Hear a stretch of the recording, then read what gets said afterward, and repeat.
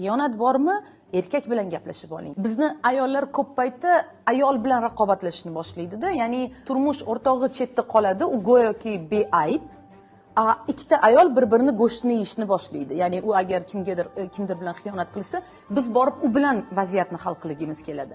Lekin unutmang, xiyonat qiluvchi erkak agar shu ayol bo'lmasa boshqasini topadi. Siz shunda nima, butun dunyo ayollari bilan janjallashib chiqmoqchimisiz? Bo'lmaydi bunaqa. Nega? Chunki eringiz tanlayapti, erkak shunaqa yashamoqchi.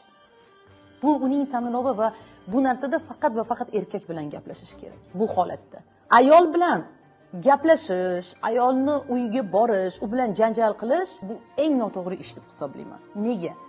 Chunki ayolni tanlagan erkak. Shuning uchun meni sizga tavsiyam, o'tiring, gaplashib oling turmush o'rtog'ingiz bilan. Mana shu vaziyatingizni prям ochiqchasiga oydinlashtirib oling. Bu narsani yoki qabul qilishingiz kerak, yoki bu yerda nuqta qo'yib, qo'rqmasdan sizni yo'qotishi mumkinligini tushunishi kerak. Buning uchun o'zingizga ichki ishonchni shakllantiring.